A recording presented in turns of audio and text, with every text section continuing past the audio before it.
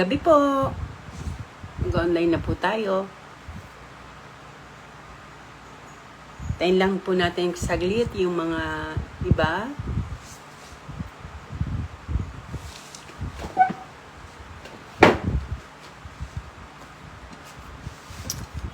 Okay po, manalangin na po tayo. Hallelujah. Banal na Diyos, sa oras po ito, kami po nagpapasalamat sa pagkakataong muli na binigay mo sa amin para mag-aral ng salita. Dalangin po namin, pagharian mo kaming patuloy, gabayan mo po kami at samahan sa aming pag-aaral. Tulungan mo po na maintindihan namin at maunawaan ang kalooban mo upang patuloy, Panginoon, na ang mga salita mo ay magturo sa amin ng sagana at magbago ng aming mga buhay. Patuloy na marami kaming matutunan sa mga character ng Bible, lalo na yung mga mapag-aaralan po namin sa mga sa series of messages na ito. Gabayan mo po kami, ako, hindi lang po ako, kundi lahat po ng mga kasamahan ko na magtuturo at dalangin po namin na ang iyong banal na Espiritu ang sagana magbigay sa amin ng karunungan at kaalaman.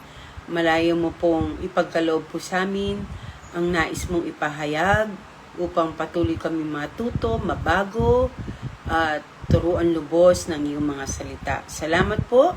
Pinagkakatiwala din po namin sa iyo yung mga kapatid po namin, mga mahal namin sa buhay na wala pa po sa aming kani-kaniyang tahanan. Kayo po magbantay at mag-ingat sa kanila. Makarating sila ng mga lawalhati sa kani-kaniyang bahay na ligtas sa anumang panganib at kapahamakan. Ang dugo ng Panginoon Jesus ang tumakbo po sa amin. At samahan mo po kami, Panginoon, sa aming pag-aaral. Ikaw lamang mataas at maparangalan sa pangalan ni Kristo Jesus. Amen, amen, amen. Amen po. Share na po ninyo upang patuloy po tayong lumakas at tumibay sa pamagitan ng pakikinig ng salita ng Diyos. Okay po, ang mensahe po natin sa gabing ito ay patungkol po sa isang lalaki sa Old Testament, no? Masusupungan po ang ating mensahe sa Lumang Tipan sa ikalawang Samuel 11 at ikalawang Samuel 12, no? Ang pamagat po na ang ating pag-aralan, ito po ay patungkol kay Prophet Nathan, no? Kay Propeta Nathan, no? Siya po ay isang propeta ng Diyos, no? So, aralin po natin yung life lesson from Prophet Nathan at masusumpungan po ang ating reference o references sa 2 Samuel 11 at 2 Samuel 12, no? Okay, so handa na po ba tayo? At kung handa na po tayo ay tandaan po natin to, pwede po kayo mag-take note ng mga mahalagang bagay patungkol sa mapag-aaralan natin patungkol sa buhay po ni Propeta Nathan, no? So, kung makikita po natin, very honest po ang Bible at hindi lang po yung mabubuting side ang makikita natin sa mga lingkod niya, kundi maging yung hindi po ino-overlook ng Bible yung tinatawag na yung dark side of the great man of God. Yung dark side of the great man of God, meron po yung lahat halos po ng mga nandito, character o mas marami po na meron po silang tinatawag na dark side, no? So, every one of us, tayo din po lahat kahit nasa panahon natin, kahit mga Christian na siguro, talagang meron tayong dark side, yung mga bagay na maingat tayo, ayaw natin tong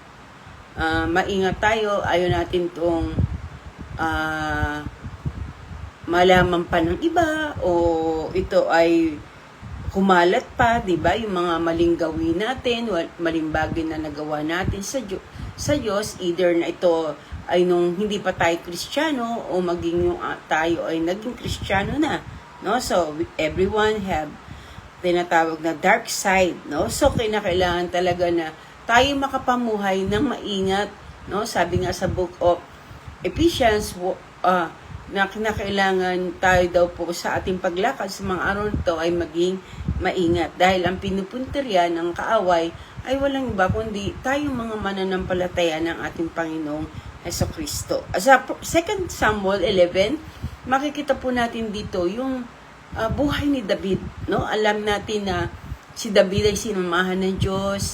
Si David ay tinawag na a man after God's own heart, na kinalulugdan siya ng Panginoon, pero dumating din sa punto ng buhay niya yung tinatawag na dark side niya, no? Ito po yung panahon na kung saan dapat siyang lumabas at upang makipagbaka, pero pinili niya na maiwan na lang sa palasyo, at nang siya ay naiwan sa palasyo, nakita po niya doon na siya ay nadoon sa beranda niya sa labas, meron siyang nakita na isang babae na naliligo, na napakagandang babae, napakaganda ng hubog ng katawan, napakaganda ng muka.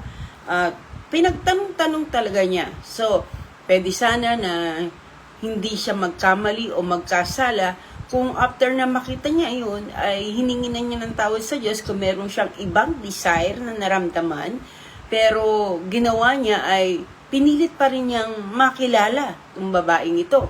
At walang iba kundi, ang babaeng ito ay walang iba kundi si Bathsheba, no? So, alam natin kasaysayan na si Bathsheba ay may asawa, na ang asawa niya ay si Uriah, na ang asawa niya ay isang sundalo na nasa ilalim ng pamamahala ni David, no? So, one time, no, nung nalaman niya, pinagtanong-tanong niya kung sino yung babae yon, at nalaman niya na yun ay si Bathsheba, ang asawa ni Uriah. Ang ginawa niya, pinatawag niya si Bathsheba at kanyang sinipingan, no? So, syempre, hari po siya, walang magawa si Bathsheba, kundi ipasakop niya ang kanyang sarili dahil alam niya na pwede siyang mamatay o pwede siyang masaktan kung hindi niya ibibigay yung gusto ng hari, no? So, yun po ang nangyari. Si Bathsheba at si David ay nagkaroon ng hindi magandang bagay, na may nangyari sa kanya hindi magandang bagay, no? Dahil si Bathsheba ay may asawa na, at si David ay may mga asawa na rin, no? Pero sila po ay kapwa na nagkasala sa harapan ng Diyos. So, ano nangyari? Nagbuntis po itong si Bathsheba, no? Nang nagbuntis si Bathsheba, gumahanap siya ng paraan kung paano niya maililihim yung kanyang ginawang kasalanan. Kung hindi, humahanap siya ng paraan para maitago ang kanyang pagkakamali o pagkakasala. So, dito na nagsimula yung verse 12, no? O bago dumating yung verse 12, ay ang ginawa niya, pinatawag niya si Uriah at pinipilit na umuwi sa bahay niya para sipingan niya yung kanyang asawa, para hindi mahalata na kung magdalang tao man ang babae, ay hindi isiping galing sa kanya. At pinauwi niya itong si Uriah sa kanilang tahanan upang sumiping sa kanyang asawa. Datapwat, dahil hindi pa tapos ang labanan, kaya nga ang ginawa ni Uriah, hindi pa rin sumiping sa kanyang may bahay, sa kanyang asawa. Kaya nga, naku, mabubuko kami, siguro yun ang isip ni David, no? Mabubuko kami dahil ilang taon o ilang buwan na siyang hindi umuwi at hindi sumisiping sa kanyang asawa. Kaya pinilitan niya na pauwiin, pero hindi pa rin pala umuwi itong si Uriah. Kaya ang ginawa po ni David ay nilasing niya si Uriah ng alak, at ang sabi doon sa katiwala o nasa mataas na ranggo ng kanyang mga sundalo, na ilagay si Uriah sa unahan ng labanan. Siyempre, dahil lasing, ay madaling madaig at madaling matalo. At yun nga ang nangyari, si Uriah ay namatay dahil siya po ay lasing, ang siya ay lumaban, at nasa frontliner po siya. So, kung titingnan po natin, dito nagbunga ang kasalanan ni David, no? From adulterer, ay nagbunga po ito ng tawag na murderer, no? So, kung makikita natin, parang perfect crime yung ginawa ni David. Walang nakaalam, walang nakakita, walang sino mang nakakaalam ng kasalanan na nagawa nila, no? So, at ang sabi sa verse 27, ginawa na lang po natin shortcut, pero kung gusto niyo basahin po ninyo ang 2 Samuel 11 at saka 2 Samuel 12 bago kayo matulog. Pero sabi sa 2 Samuel 11 verse 27, sabi po dito sa bandang 26 muna, nang mabaldaan ni Bathsheba na namatay si Uriah, si nagluksa. Pagkatapos ng pagluluksa, pinatawag siya ni David at naging asawa nito. So, ginawa na niyang asawa dahil wala nang nakakaalam. Alam niya na wala nakaalam ng kanilang lihim, no? So, nagkaanak siya ng isang lalaki kay Bathsheba. So, lalaki ang naging anak nila. Ngunit sa bandang dulo, makikita po natin, ito po nakasaysay. Ngunit, hindi nalugod si Yahweh sa ganawang ito ni David. So, David displeased God. Ito po sinasaad sa verse 27. Hindi nabigyan ng kaluguran o hindi nalugod ang Panginoon si Yahweh sa ginawang iyon ni David. Sino naman ba ang malulugod? Na siya ay inagaw niya yung asawa ng hindi niya asawa, no? At pangalawa, ay nanganak pa ng kasalanan na kung saan ay naging mamamatay tao siya. Possible, sabihin natin, hindi siya gumawa ng pagpatay, pero nasa kanya ang tawag ito, yung plano ay nasa kanya. Siya po ang nagplano ng ganung paraan na ilagay sa harapan si Uriah at lasingin si Uriah para madaling mamatay, no? At makikita po natin mula po noon hanggang po sa manganak ang kanyang si Bathsheba, wala po tayong makikita na si David ay nagsisi sa kanyang kasalanan. Wala po. Wala po doon na binanggit man lang na si David ay nagsisi sa nagawa niyang pagkakamali, nagawa niyang pagkakasala. Marahil iniisip niya nakatakas siya sa harapan ng mga tao, nakatakas siya sa mga kamag-anak ni David, ni Uriah, nakatakas siya sa mga kamag-anak ni Bathsheba na wala silang alam. Pero hindi siya makakatakas sa harapan ng ating Panginoon. Ganon din tayo. Pag meron tayong maling nagagawa, huwag mong isipin na walang nakakita ng iyong ginawa na masama. Dahil alam natin na lahat ng bagay ay hayag sa ating Panginoon. Walang lihim na maitatago tayo, no? So, makikita po natin, hindi siya nagsisi. So, ano ginagawa ng Diyos pag isang tao, lalo na ang kanyang mga lingkod, ay hindi nagsisisi? Alam nila na may kasalanan sila, pero hindi nila nagawang pagsisihan ang kanilang mga kasalanan. Isa sa ginagawa ng Diyos upang tulungan tayo at mahatid tayo sa pagsisisi ay nagsisend siya ng mga prophet, no? So, nagsisend siya o siya po ay nagpapadala ng mga mensahero, nagpapadala ng mga propeta para sabihin ang kanyang kasalanan, na akayin ang mga taong ito na nagkamalit nagkasala upang upang magsisi sa harapan ng Panginoon. So, si Nathan is a gift from God. Kung titingnan po natin, si Nathan po ay regalo ng Diyos kay David para si David ay mahatid sa tinatawag na pagsisisi, no? Ang prophet, ito po ay galing sa Diyos. Ang prophet po ay isang regalo ng Panginoon na kagaya po sa ating panahon ngayon, meron po tinatawag na fivefold ministry na nakasulat po yan sa Ephesians 4:11-12. Sabi, na ibinigay sa church ay yung pastors, prophets, apostles, evangelists, and teachers, no? So, ito po ang binigay sa body of Christ, sa mga mananampalataya niya, na meron pastor, may evangelista, may guro, may propeta, at may apostle, no? Pero nung unang panahon, 3 lang po ang ginagamit ng Diyos para magpabatid o magpahatid ng mensahe ng Panginoon sa mga tao. Sino-sino po yun? Una, yung tinatawag na kings, ang mga hari. Ang mga hari ginagamit ng Diyos para ipaalam sa mga tao na sila'y dapat magsisi, na sila'y dapat ay kung ano nais ng Diyos na ipahatid, no? Sinasabi sa mga hari. Pangalawa, sa mga priest, sa mga saserdote, no? Sa mga pari.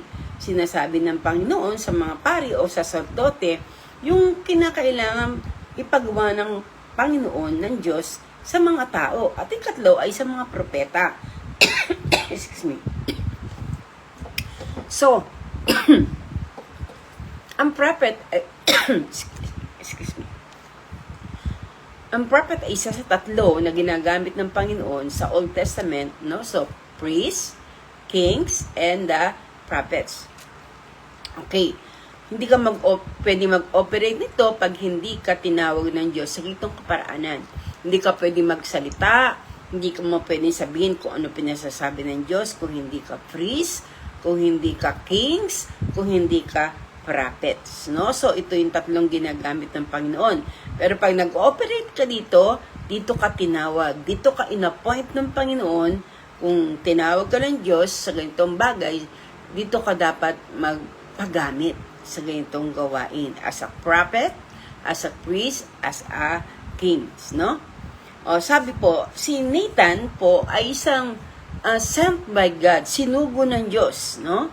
He was sent by God para yugyugin, para gisingin, para bigyan ng babala o spiritual na warning yung mga taong natutulog sa kalagayang spiritual na nabubuhay sa kasalanan. So, sila po yung mga ginagamit ng Panginoon. Ang mga taong yan, no? So, kagaya po sa panahon ng Old Testament, may propeta ng Diyos na ginamit din kay Saul, ay walang iba kundi si Nathan, no?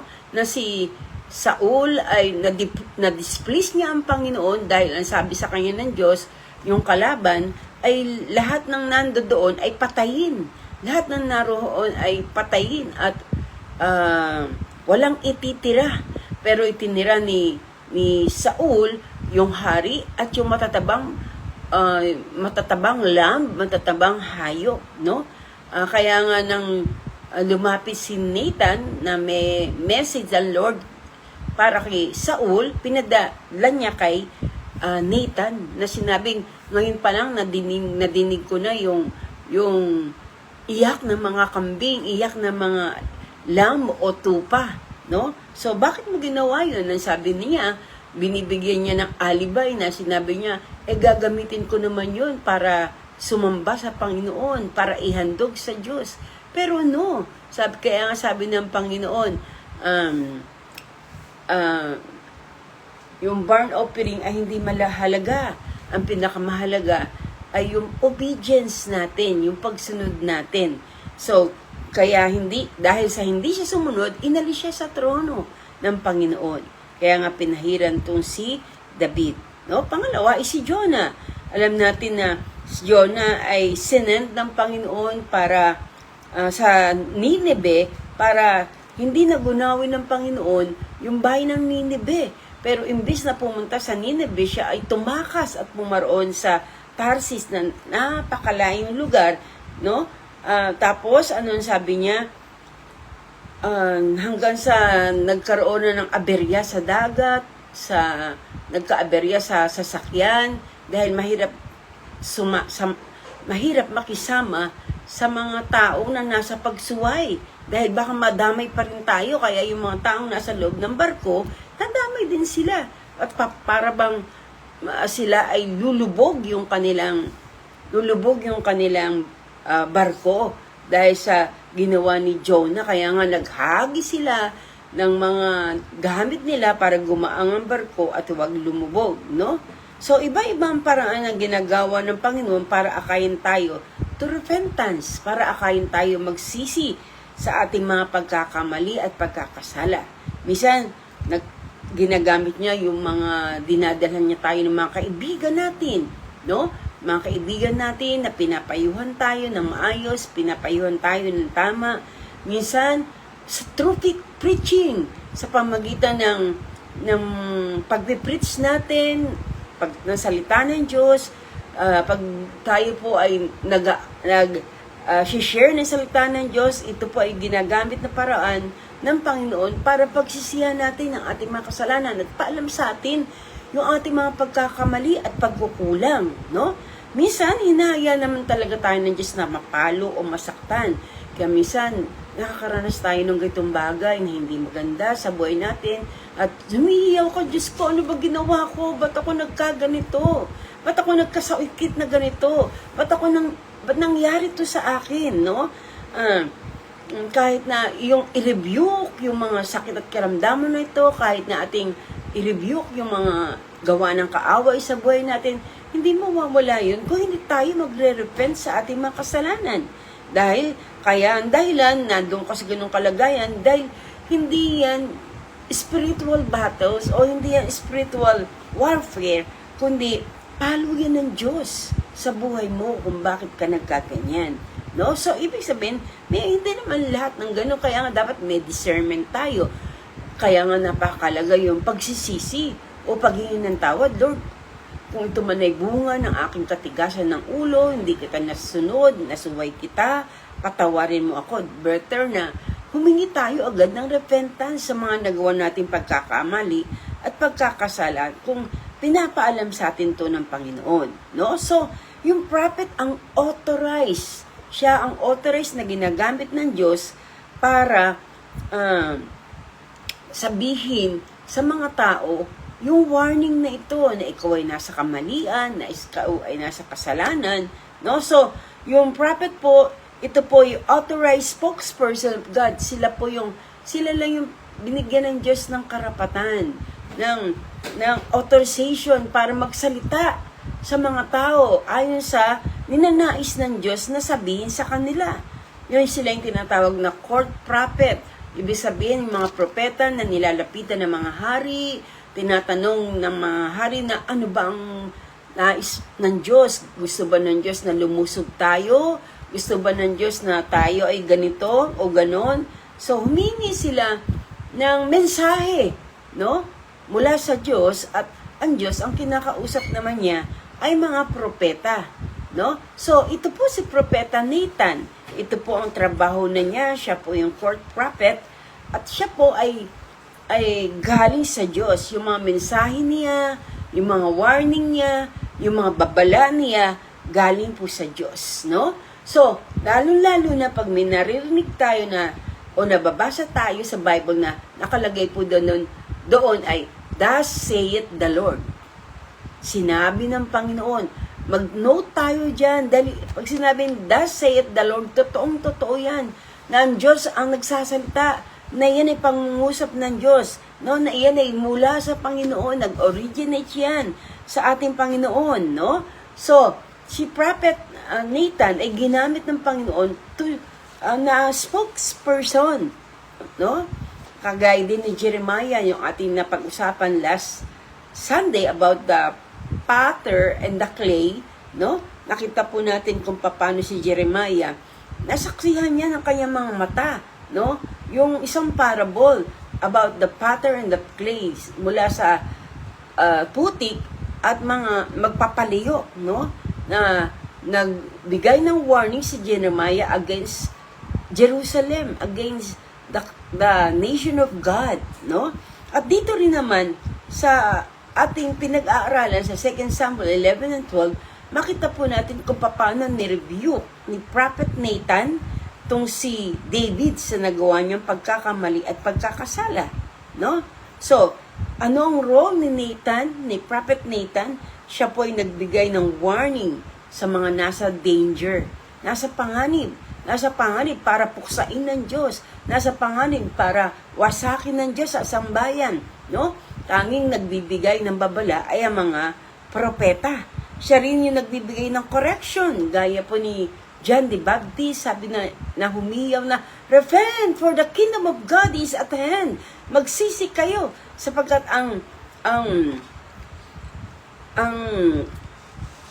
kaharian ng Diyos ay nalalapit na, no?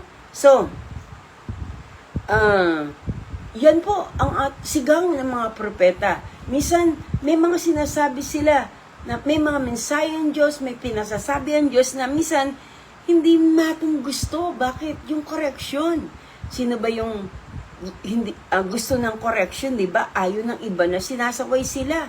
Ayaw ng iba na kinokorek sila.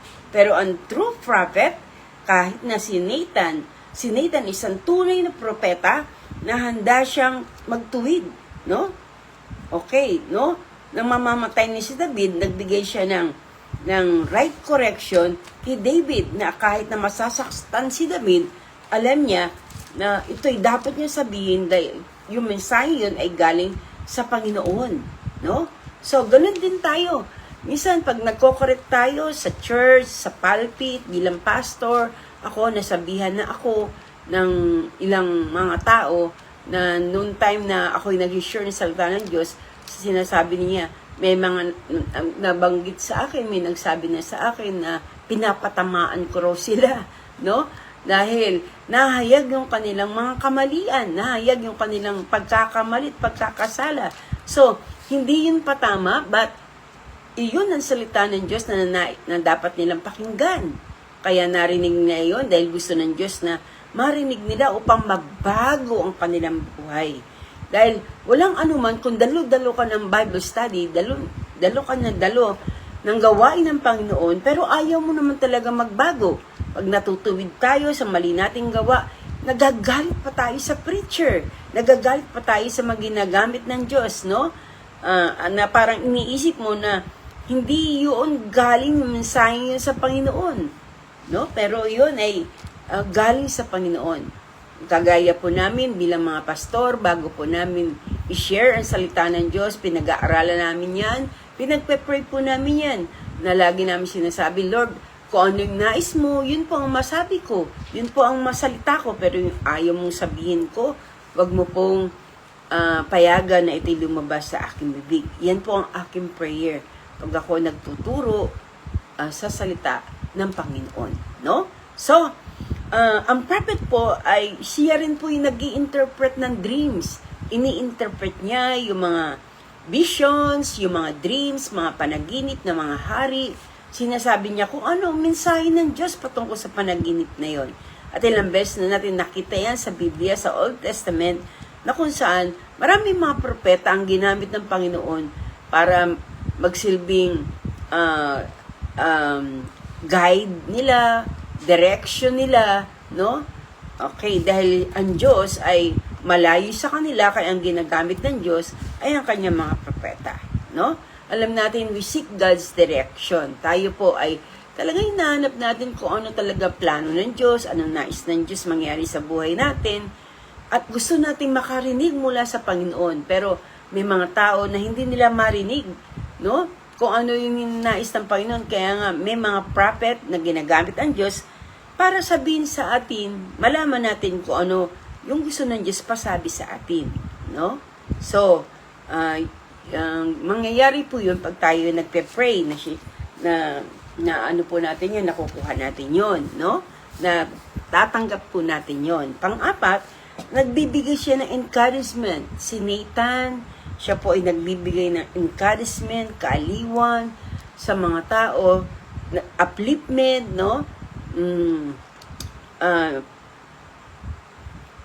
mga salita na nagbibigay ng rema sa kanila, nagbibigay ng pagbabago ng buhay. At isa po dyan si Propeta Nathan na nagagamit ng Panginoon sa ganung bagay. So, ano pa? Sila rin po ginagamit ng Panginoon to pray for the people, para ipanalangin ang mga tao, no? At yung bagay na negative, ito pa po yung kanilang trabaho, to expose, no? To expose any sin. Pagka binibigyan tayo ng Diyos ng pagkakataon na magsisi, binibigyan tayo ng Diyos ng pagkakataon na magbago, pero kung hindi talaga tayo nagsisisi, mahirap po no? So, kagaya niyan, si Nathan, kinonfront niya si David para sabihin ng kanyang kasalanan, no? Napakahirap po nun, no? Na sabihin yung kasalanan bilang hari, siya pinakamataas sa lahat sa bayang yon, no? Mahirap sabihin, oh, ikaw nagkasala ka, nangalunya ka, pinatay mo yung isang kawal mo. Di po ba mahirap yun? Kaya, ganun din, minsan pag na-expose yung kasalanan nila, nagagalit yung mga tao, kaya mahirap din, no? So, bilang ginagamit ng Diyos, sinensya ng Diyos, to rebuke David. So, in-expose, 1 Samuel 12, verse 1 and hanggang 4, sabi, sinugo ni Yahweh kay David ang propetang si Nathan. Pagdating doon, sinabi niya sa isang lunsod, eto na. So, ang ginawa po ni Nathan, gumawa siya ng kwento, isang kasaysayan. Gusto niyang i-rebuke si David, pero preno muna siya. Napakatalino niya, binigyan siya ng katalinuhan ng Diyos, kaya gumawa siya ng isang kwento. Sa isang lunsod ay may 2 lalaki, mayaman ang isa, ang isa'y dukha. Maraming kawan at bakahin ang mayaman, samantalang dukha ay may isa lamang munting babaeng tupa. Inilagaan niya ito at pinalaking kasama ng kanyang mga anak. Kinakalong niya ito parang anak na babae, inisinasalo sa pagkain at pinapainom. Minsan ay naklakbay na maging panauhin ng mayamang lalaki. Meron siyang panauhin yung mayamang lalaki. Sa halip na kanyang kawan, kumuha ng hayop na patayin, ang kanyang kinuha ay ang kaisang-isang tupa ng dukhang iyon. Ang kinuha ng mayaman at yung inihanda niya para sa kanyang panauhin. So, nang marinig to ni David, ano po ginawa niya? Kasi dinig niya, no? Na una, dinig niya, ito ay patungkol sa justice at saka sa righteousness. Kaya ano ang sabi ni David nung marinig niya? Nagalit siya, napasigaw si David ng malakas. Sabi ni David, dapat mamatay ang taong yan. Kung sino man ang taong yan na gumawa niyan, mamatay siya. Yun po ang sabi ni Haring David, no? So, he must pay. Kinakailangan niya magbayad ng 4 na beses sa kanyang ginawa sapagkat inapiniya ang dukha. So, alam niya yung righteousness, alam niya yung justice. Parang sasabihin mo, oo nga, no? Napakabait nitong si David, no? Pero walang lihim, no? Sabi ng propeta sa kanya, ikaw yun, mahal na hari. Sa verse 7 and 9, sinabi agad ni Nathan kay David, ikaw ang lalaking yun. Ito ang pinasabi sa iyo ni Yahweh. Ang Diyos ng Israel, ginawa kitang hari. No? So ito na nga sabi, ikaw yun. At sinabi pa niya, yung mga mabubuting bagay ginawa ng Diyos sa kanya, ginawa kitang hari. Pangalawa, iniligtas kita mula sa mga kamay ni Saul. Dahil si Saul, papatayin ka, iniligtas kita. Ibinigay ko rin sa iyo ang sambahayan ng asawa ni Saul. Pati ang mga lipi ng Israel at Huda, dati Huda lang yung nasa kanya, pero pati yung Jerusalem, binili sa kanya. At mabibigyan pa kita ng higit pa riyan. Bakit mo hinamak ang salita ni Yahweh at gumawa ka ng masama sa kanyang paningin? So, pinalam ni Yahweh through Nathan na yung kanyang ginawa ay kamuhi-muhi sa harapan ng Diyos. No? So, ano ginawa niya? Sabi, pinapatay mo si Uriah. Yun, sinabi, pinapatay mo si Uriah. Inari mong asawa, yung asawa ng iba. Na yun lamang, tanging kayamanan niya, yung pagmamahal ng kanyang asawa. Pero kinuha pa niya.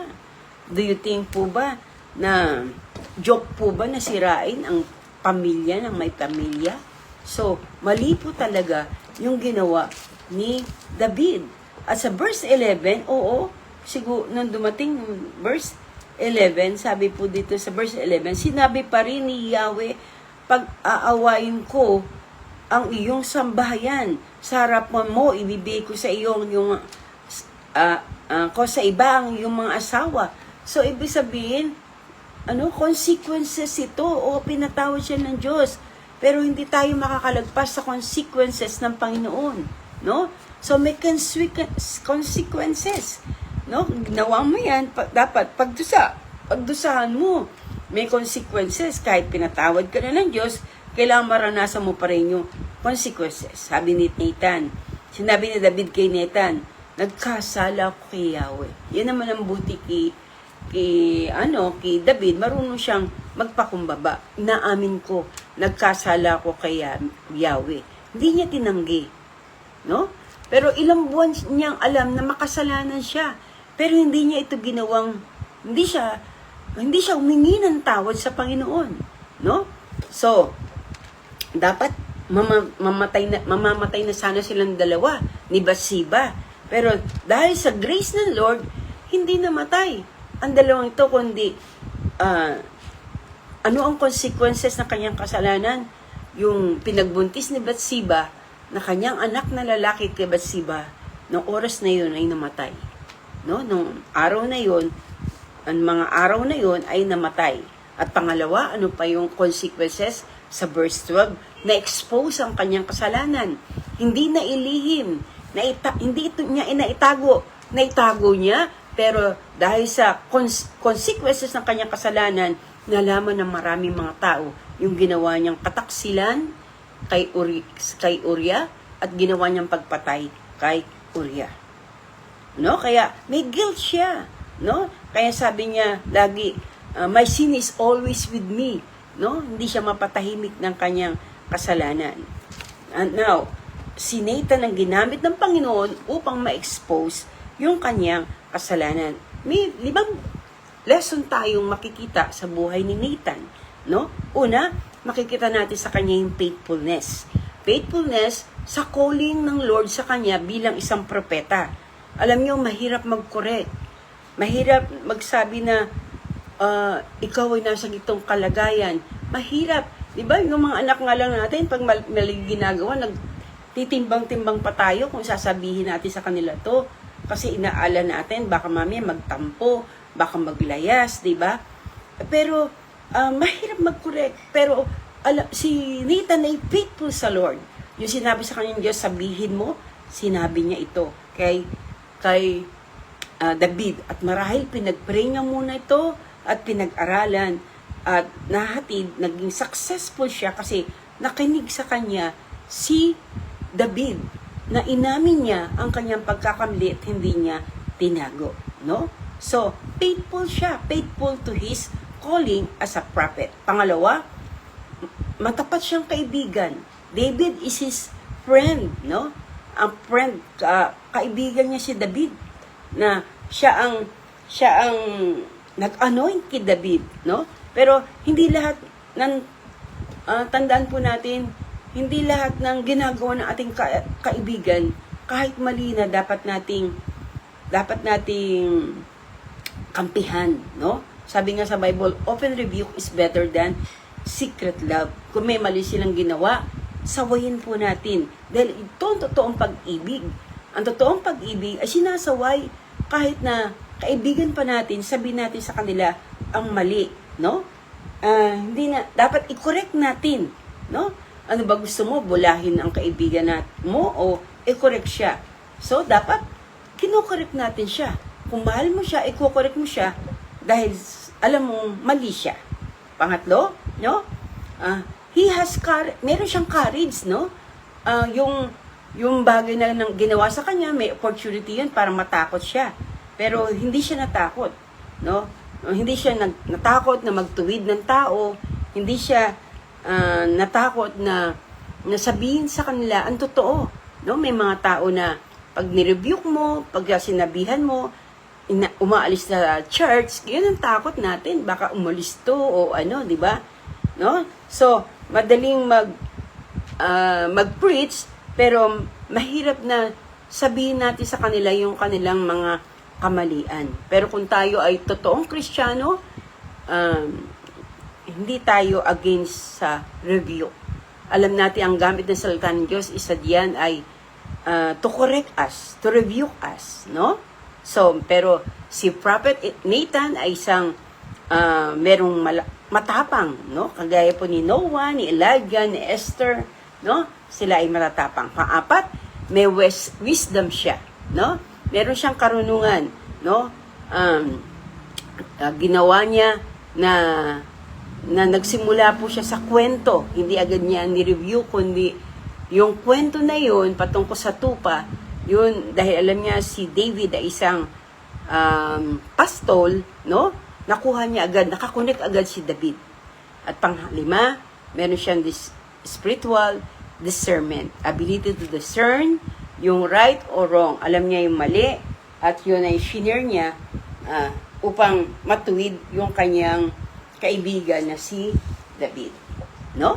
So, nakita po natin na napakaganda ng lesson na makikita natin sa buhay po ni Prophet Nathan. No? So, kaya siya ay ginamit ng Panginoon. Tayo bilang mga anak ng Diyos, no?